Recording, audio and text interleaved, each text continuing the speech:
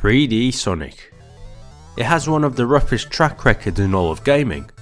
Well, it has some successes under its belt, yes, but it also has a lot of flops to go along with them, and Sonic Frontiers is not one of them.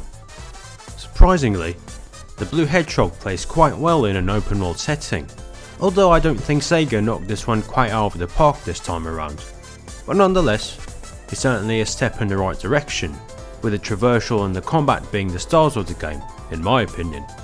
And of course, as always, the music, which is mind-blowingly good, specifically the boss themes in this game. But still, there's nothing like classic Sonic.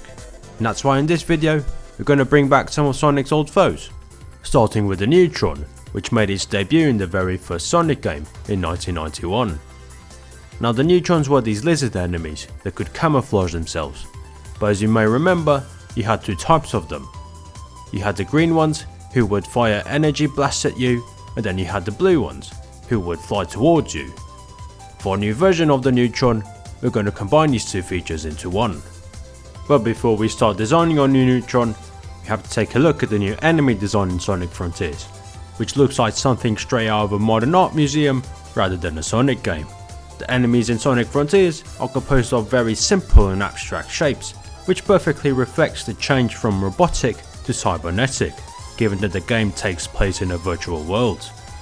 Now, our new Neutron will obviously still retain its lizard form, but a lot more simplified this time around, and just like its Frontier pals, it will be filled to the brim with LED lights.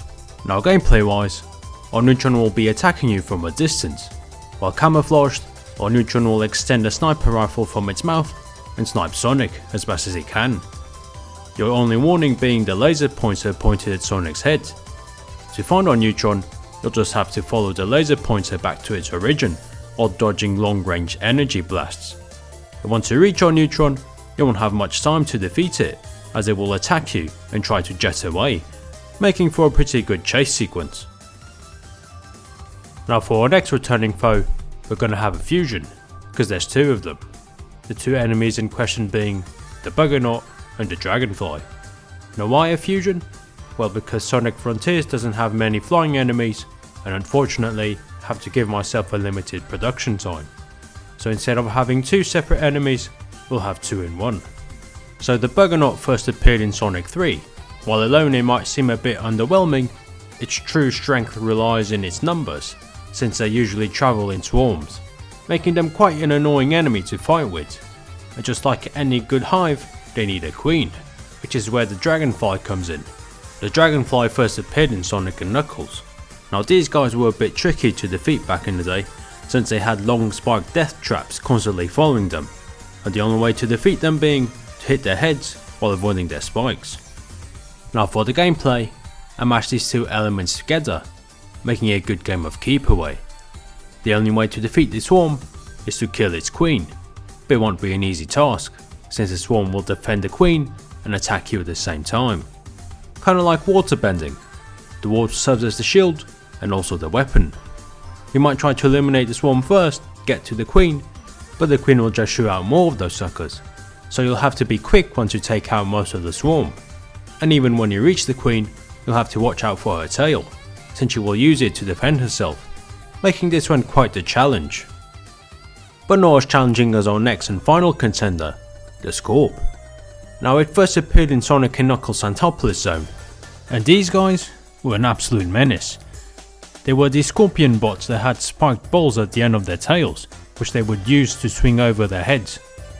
Now, with this one, we'll be turning our returning enemy into a guardian, so we're going to have to add a couple more tricks to its arsenal. Now, the only change that we're going to make to its appearance is to give it a more scorpion-like body, meaning that we're going to have to flatten our Scorp, and sadly swap out his wheels for some scorpion legs. Now, our Scorp will make its home in the desert island, where he will be submerged in sand at all time. He will lay dormant beneath the soil, waiting to ambush. As soon as you step into his proximity, he will form an arena around you, much like the Sumo Guardian, and attack you from under. Next, he will start circulating you while shooting lasers from his claws. You may try to evade the lasers while getting closer to him, but he will just electrify you once you land a hit. The only way to disarm his defenses will be to attack him with his own tail, which he will deploy and make it bounce around the arena, just like the Night Boss.